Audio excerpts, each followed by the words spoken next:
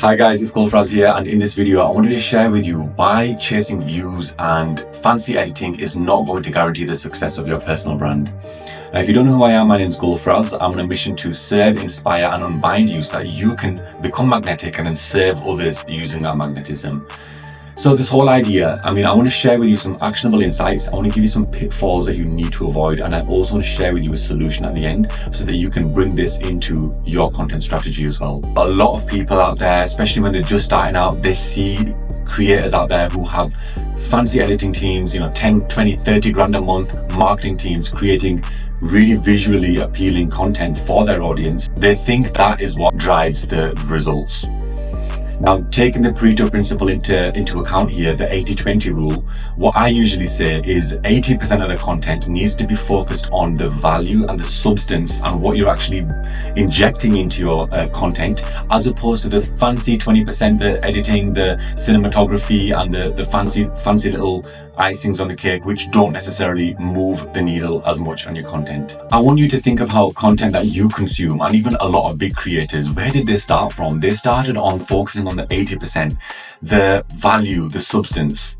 Loads of other creators as well who just keep things very simple and just focus on the key message that they're trying to get across, as opposed to fancy house plans, skyline view, lights everywhere and all of that fancy little stuff, and then going even further and hiring an editor and wasting money. So I want to highlight the disconnect between viral content and attracting the right audience, which will then in turn attract ideal clients. Now, I'm coming from the standpoint of working with entrepreneurs, business people who have 2 to 5 to 10k products or services that they're selling to their audience.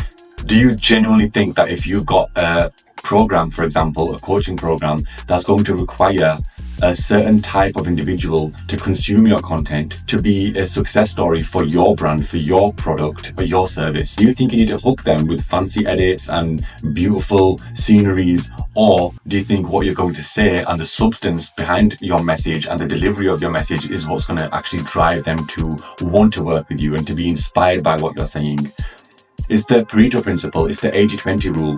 80% of the energy and effort needs to be focused on the substance or the value behind your message. Value, the etymology of that is being worth something to somebody. And that's what I focus on. So the majority of what I do before we start posting and creating an online presence for somebody who wants to build a personal brand, focusing on them first, focusing on their values, their missions, their principles, and getting them aligned with what they're offering so that when they deliver the message, they're coming from this place of authenticity and it's going to connect, rather than having this fear of judgment around production quality. Now, I'm just taking Alex Hormozi for example. When I started following him about 2 to 3 years ago, he was a very simple setup. He just stood up in front of a whiteboard, hardly any edits, nothing fancy, but he grew an audience because he was dishing out the value.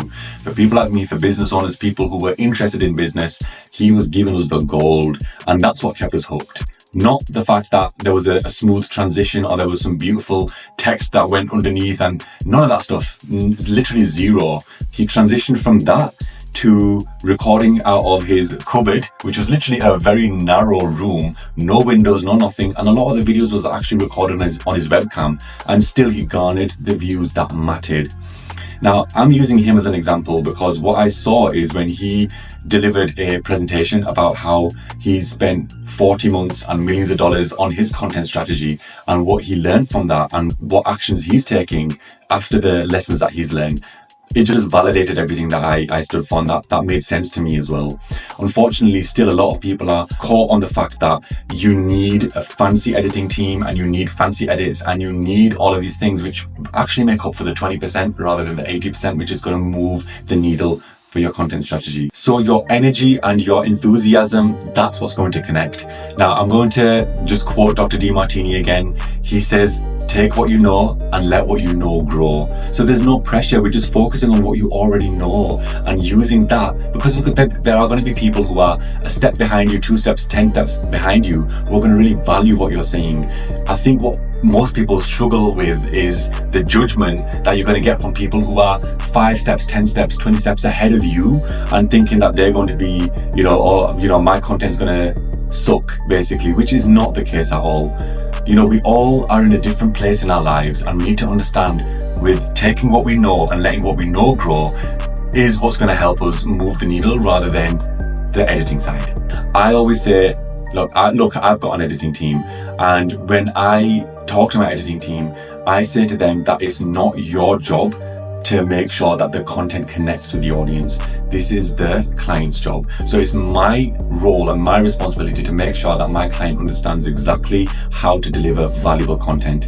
Now, value means giving or being worth something, and we need to make sure that this is going to be worth something to their audience, the right type of audience. And I also say to my team, and I also say to my clients, you can't polish a turd. This is a saying that we have here in the UK. A turd is essentially a piece of poop, piece of crap, and you can't polish that. So basically what I'm trying to say is, when we receive content from our client, I need to make sure that it is already, the 80% is there. We just need to add the 20%, which is basically the removing the fillers, removing the ums and ahs, and just making sure that there are smooth cuts and as smooth of a transition as possible between sentences so that it doesn't look sloppy. Do you know what I mean? And another thing that I focus on with my clients is obviously the structure. Videos have to have structure. You have to have a hook. You have to have these frameworks in place to make sure that the videos are going to deliver. So before I give you some actionable insights, why this approach fails, just to summarize, is because you're disconnecting from your ideal audience versus the masses and people who are out there just to be entertained. Now, just to summarize, there are 3 real success factors when it comes to organic marketing. The first aspect is value. So again, making sure that you're delivering as much value as possible is something that I focus on. Second aspect is consistency, so making sure that you're being as consistent as possible. And then the third aspect of this is time, so making sure that you're doing this over a long enough period of time with persistence so that you can start to see the results. Because the thing is, this isn't a get rich quick thing. This isn't one of those things where you're going to be seeing results straight away. You're going to have to go through and really bask in this discomfort before you see that trajectory, when the flywheel really starts spinning, when the algorithm comes across and says this person's been consistent, their content's valuable, they are attracting the right audience, they've got watch time, and they've been doing it for a long enough period of time, then you're really going to start getting recommended more and more and more, and then you're going to start seeing that upper trajectory where you're going to be enjoying the fruits of your labor. So moving on to some quick actionable insights. Speak directly to your audience's needs and desires. For example, for some of my clients who have got a 5 to 10K coaching program, their content needs targeted, high quality engagement, and that usually means educational content. If I were working with people aspiring to be Mr. Beast, it's a totally different ballgame because you're going for entertainment, you're going for the masses, and what we're going for is education so that we can sell something that we're inspired by, something that we know enough about, something that we can help people who are a couple of steps behind us catch up to us and then maybe even surpass us. So we need to make sure that we're delivering that in our content first. So that's understanding your audience. Second thing, I know this is said a lot, is authenticity. So we need to make sure that we're being authentic.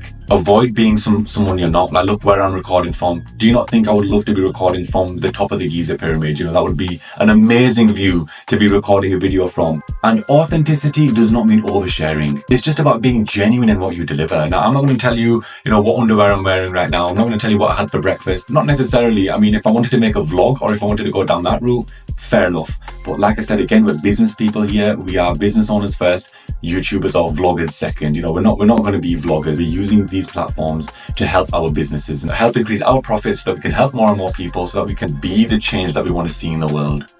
That's one of the common factors between a lot of my clients. They've achieved the financial freedom, or they've cracked the code, or a method of making money, and they just want to help other people do the same thing. If you are coming from that place of authenticity, then your content is going to give what it needs to give. People are going to be there who want that financial freedom to learn from what you're going to be saying. So just use that authenticity, use that place of why you're doing what you're doing to deliver the message, and focus on the fundamentals. So just off the last point that I mentioned, you need to develop self-awareness and confidence as well. And you can only do that when you self-reflect, when you look inside, and when you clarify your vision, mission, and values. So that's the first fundamental. The second fundamental, I'd say, is just using a basic setup.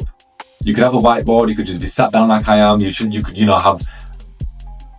could be sat in a cupboard, but just focus on a basic but an impactful setup so that you can deliver your message clearly. And then just prioritize your energy over flashy visuals and fancy edits and things like that. Now, there are two main pitfalls that you would probably fall into: chasing viral content, like we've already covered, and also relying on editors alone. So in the first point, like we've established, those viral views are going to be getting you an audience that isn't necessarily going to reach the bottom of your funnel and buy. So it's a wasted effort. It's a mismatched audience, and it's going to lead to this just wasted time and energy. And then the second thing is just relying on editors alone. Skilled editing, although I've got a highly skilled team, I know that skilled editing doesn't compensate for a weak message. I would say focus first on strong, resonant messaging before enhancing it with flashy visuals. And that brings me to the solution. So what can you do with all this information? So I've just told you all of these pitfalls, I've told you about all these misconceptions. What can you do to actually not fall into these pitfalls and to make sure that your content actually resonates? I've got something called the Magnetic Brand Masterclass. I actually guide my clients through building these authentic, impactful brands. So this approach, although some people might say this is woo-woo or this is I don't want to be doing that. Yes, you can make money doing something that you don't enjoy doing, but would you not rather find a mission or a vision or a value and align that with what you're doing so that you can really amplify your efforts and really get behind it and be proud of standing behind what you're doing? These are the things that move the needle. This is the 80% that I focus on. But I would need you to be in a position where you can attract high quality leads that are aligned with your mission and vision and values, a lead that would actually be a high performer within whatever you're selling and actually help you sell that even more to show what transformation you've made, rather than just getting a crap ton of views and not necessarily even having anybody buy what is at the bottom of your funnel. Not a good idea. What I question is, why do people rely on being all flashy as opposed to actually putting in the work to look as comfortable as they can, be as confident as they can, and be happy in their own skin? Is it the Instagram effect? Is it related to why the poor people stay poor because they try to look rich, and the rich people stay rich and get wealthier because they look poor? Is it just related to why most people chase status and fame as opposed to inner peace and being content? So these are the things that I work on with my clients before they give us the content, so that we can think about building really good, solid quality content that really hits.